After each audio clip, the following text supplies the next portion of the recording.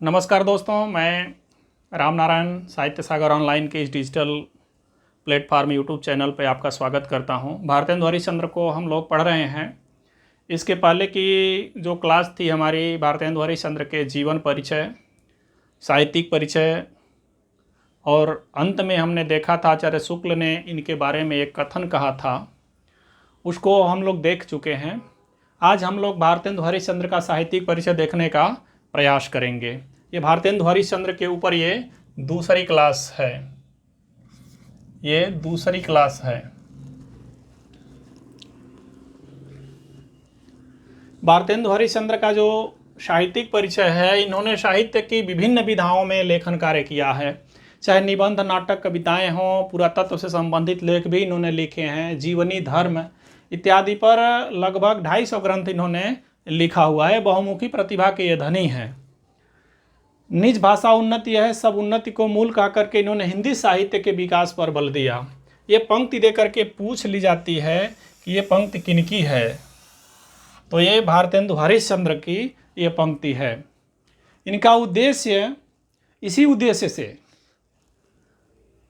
कविता वर्धिनी सभा और पेनी reading club की स्थापना की। इन सभी क्रियाकलापों को अंजाम तक पहुंचाते हुए हिंदी साहित्य का ये जो चंद्रमा है, यह सदा के लिए 6 जनवरी 1885 को अस्त हो गया। यानी कि जो निधन है वो 6 जनवरी 1885। ये 1850 में जन्म लेकर के 1885 में ये मृत्यु को प्राप्त हुए, यानी निधन हो गया इनका। मात्र 35 वर्ष की उम्र में ही इन्होंने बहुत से ऐसे काम कर दिए जिनको 100 साल की उम्र भी कम पड़े। इसका स्क्रीनशॉट लीजिए, फिर हम लोग आगे बढ़ेंगे।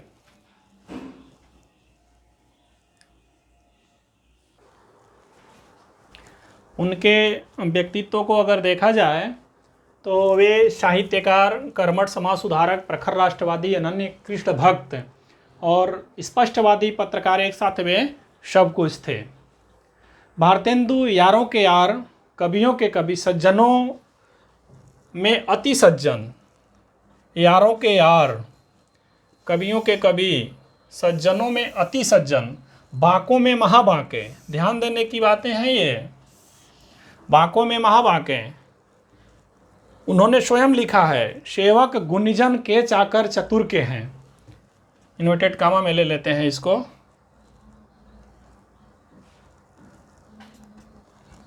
सेवक गुणिजन के चाकर चतुर के हैं, कबीन के मीत चित्त हित गुण ज्ञानी के। सीधन सो सीधे महाबाके हम बाकन सो, हरिश्चंद्र नगद दामाद महाभिमानी के। कुल मिलाकर के ये जैसे को तैसे हैं, सीधे को अधिक सीधे हैं, कवियों के कवि हैं, और जो टेढ़े हैं उन लोगों के लिए बहुत ही टेढ़े हैं। इनके इन्हीं कार्यशैली से प्रभावित होकर के इन्होंने तत्कालीन मनीषियों ने, उस समय के विद्वानों ने, कवियों ने इनको भारतेंदु की उपाधि दी। आधुनिक हिंदी साहित्य के पितामह इनको कहा जाता है। आधुनिक हिंदी साहित्य का ये इनको पितामह कहा जाता है। आधुनिक हिंदी साहित्य के पितामह सिद्ध हुए। हिंदी गद्य को उंगली पकड़ करके चलना उन्होंने ही सिखाया। इसका स्क्रीनशॉट लीजिए, फिर हम इनकी रचनाओं को क्रमशः देखने का प्रयास करेंगे।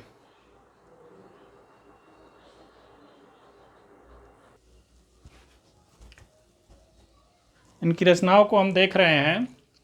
नोट कर लेने से आपका टाइम बचेगा, कम समय में आप ज़्यादा चीज़ों को आप देख पाएंगे। स्क्रीनशॉट लेकर के आप नोट बना लीजिएगा, वो बेहतर रहेगा अपने लिए। भारतेंदु हरिश्चंद्र की रचनाओं को देखें तो उनकी जो काव्य रचनाएं हैं, जो महत्वपूर्ण हैं, उन्हीं को हमने लिखवाया है। बहुत सारी रचनाएं हैं उनकी। मैंने इसके पहले बताया भी है आपको कि लगभग 250 रचनाएं हैं उनकी। प्रेम मल्लिका है, उन काव्य रचनाओं में है ये प्रेम मल्लिका। ये 1871 ईस्वी। दूसरा है प्रेम सरोवर, 1873 ईस्वी। तीसरा है जैन कुतूहल, 1873। चौथा है प्रेम माधवी, 1875। उत्तरार्ध भक्तमाल, 1877। वर्षा विनोद, 1880। विनय प्रेम पचासा, 1880। विजय वल्लरी, 1881। भारत भिक्षा, 1881। फूलों का हार है शायद, देखना पड़ेगा।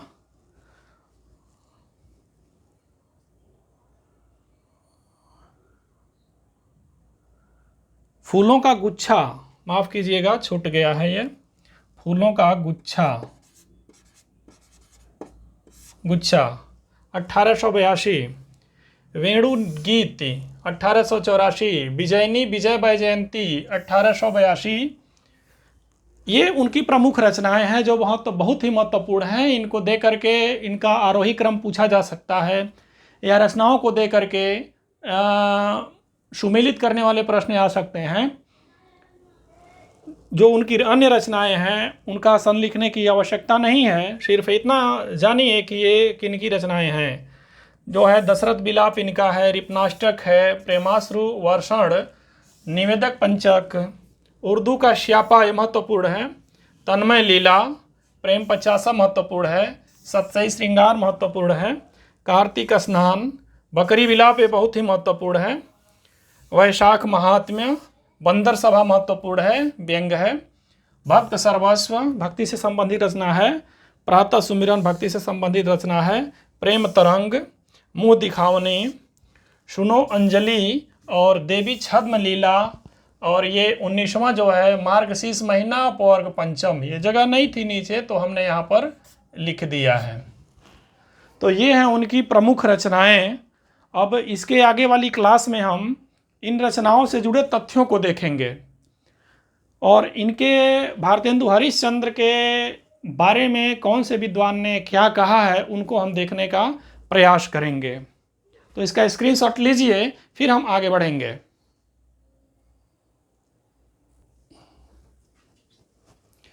भारतेंदु हरिश्चंद्र की रचनाओं के संदर्भ में हम तथ्यों को देख रहे हैं। दशरथ विलाप तथा फूलों का गुच्छा जो है वो खड़ी बोली में रचित है। प्रश्न आते हैं इससे संबंधित कि दशरथ विलाप फूलों का गुच्छा की भाषा क्या है, तो क्या है, खड़ी बोली। इसमें खड़ी बोली में रचित है। विजयनी विजय वैजयंती का में मिस्र में भारतीय सेनाओं के विजय पर लिखी गई थी। मिस्र में भारतीय सेनाओं के विजय की ये गाथा है, विजयनी विजय वैजयंती। उर्दू का श्यापा में राजा शिव प्रसाद सितारे हिंद के उर्दू के प्रति सुझाव पर व्यंग किया गया है। कैसी रचना है उर्दू का श्यापा? व्यंगात्मक रचना है। ये क्या है उर्दू का श्यापा? व्यंगात्मक रचना है। हैं उर्दू हाय हाय, कहाँ सिधारी हाय हाय, मेरी प्यारी हाय हाय, मुंशी मुल्ला हाय हाय। ये उर्दू का श्यापा उर्दू भाषा के प्रति राजा शिव प्रसाद सिंह सितारे हिंद का जो सुझाव था उस पर इन्होंने व्यंग लिखा हुआ है। ये उर्दू का श्यापा एक व्यंगात्मक रचना है। रिपुनाष्टक राजभक्ति से संबंधित रचना है। रिपुनाष्टक का वर्ण विषय क्या है? राजभक्ति से संबंधित रचना है। देवी छद्म लीला और तन्मय लीला में श्री कृष्ण के विभिन्न लीलाओं का वर्णन है। क्या है? देवी छद्म लीला और तन्मय लीला, इसका वर्ण विषय क्या है? श्री कृष्ण के लीलाओं का वर्णन। स्क्रीनशॉट लीजिए, फिर इस क्रम में कुछ और तथ्यों को हम देखने का प्रयास करेंगे।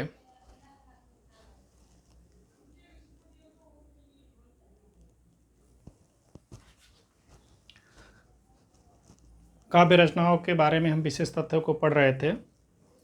इस क्रम में भक्त सर्वस्व, कार्तिक स्नान, वैशाख महात्म्य, उत्तरार्ध भक्तमाल, ये भक्ति भावना से प्रेरित रचनाएं हैं। भक्त सर्वस्व, कार्तिक स्नान, वैशाख महात्म्य, उत्तरार्ध भक्तमाल। उत्तरार्ध भक्तमाल में ये मुसलमान कृष्ण भक्त कवियों की प्रशंसा करते हुए इन्होंने कहा है, इस मुसलमान हरिजन पर कोटिक हिंदू वारिये। ये महत्वपूर्ण पंक्ति है, इसको आप लोग थोड़ा ठीक से कंठस्थ कर लीजिएगा, परीक्षा में पूछी जा सकती है। भारतेंदु हरिश्चंद्र की प्रमुख रचनाएं की शैली को अगर हम देखें, बंदर सभा की जो शैली है पैरोडी शैली है। उर्दू का स्यापा जो रची गई है वो स्यापा शैली में रची गई है। समधिन मधुमास जो है ये गाली की शैली में रची गई रचना है। नए ज़माने की मुकरी, ये मुकरी शैली में रची गई है। प्रातः सुमिरन ये प्यार शैली में रची गई रचना है। वर्षा विनोद जो रचा गया है वो लावड़ी शैली में रचा गया है। देवी छद्म लीला, तन्मय लीला, रानी छद्म लीला प्रबंध गीति शैली में रची गई रचना है। ये प्रबंध गीति शैली में रची गई रचना है। विजयनी विजय वैजयंती और हिंदी भाषा, ये निबंध शैली में रची गई रचना है। तो इस तरह से आज की क्लास यहीं पर हम